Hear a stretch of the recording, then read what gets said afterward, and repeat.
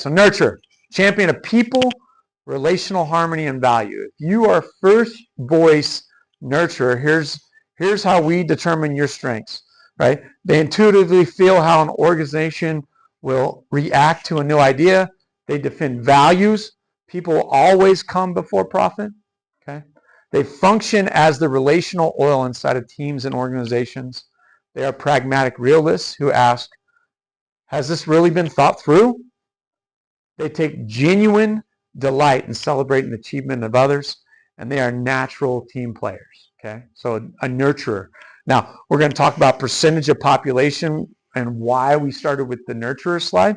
All right, so challenges. They can become overly resistant to change and demonstrate passive-aggressive tendencies, and they rarely value the contribution they make. When you look at the nurturer, they are the quietest voice. All right. So if you are first voice nurturer, understand you're the quietest voice. If you are the loudest voice, recognize that the nurturer is quiet and they need you to listen to them. Okay. They're not going to speak loud. They're not going to stand up. Okay. They're the champion of people, relational harmony, and value. So they hold tremendous value on your team because they're the glue that bring the team together. What do you watch out for? Nurturers have a fear of conflict and won't often speak out.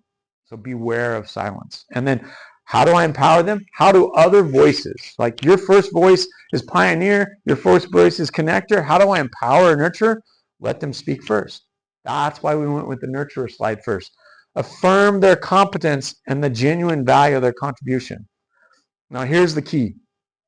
43% of the population are nurturers. So if you are first voice nurturer, welcome to the family, right? You should be recognizing that you have a huge contribution, huge value. And they're present oriented, right? So they're thinking about the now.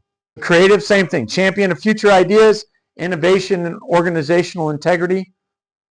They are conceptual architects and love to think outside the box. They function as an early warning radar systems for teams. They see opportunity and dangers before anyone else sees them. So they're constantly aware, right, what's going on around them. They're never satisfied with the status quo. They inherently believe they can always be better. Anybody need 100%? Anybody need 90% is failure? 80% is failure? Man, that's why I am. That's why I'm wired, right? I expect to be 100% good. Like that saying that's, I gave 110%, right? I love it, right? That's just how I'm wired. If the vision is compelling, the word can't is not in the vocabulary, all right? So somebody told me the other day, I'm not going to be able to fly to Philadelphia, right? I went to Philadelphia last week. Somebody told me, you're not going to be able to fly to Philadelphia. It was the airline. They canceled my flight. They rebooked me. They rebooked me a day late, right? See what I did? Can't is not in my vocabulary. I drove. You know how far Philadelphia is here? It's a long way. 19 hours. All the way through. I drove all the way through. All right. So can't is not in my vocabulary. All right. So they exhibit a strong social conscience and desire for personal and organizational integrity. They hold value. Right. Value is important. But they have challenges too. They often struggle with the fact that people never fully seem to understand my ideas.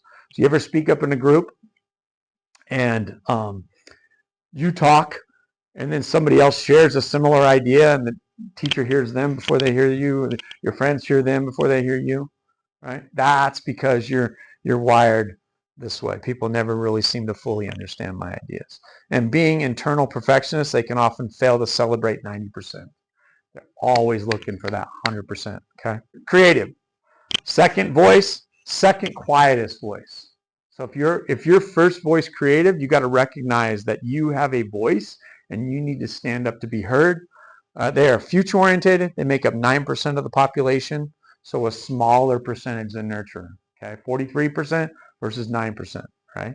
What to watch out for. Creatives can struggle to communicate effectively and have idealist perfections. So if you're creative and you're always needing that 100%, you're always needing to be perfect, you got to kind of let that go a little bit. All right? And then how do you empower them? Don't judge them on what they say first. Help them communicate their ideas Let them know it's okay to be wrong sometimes. All right. That 100% requires them to be right in their mind.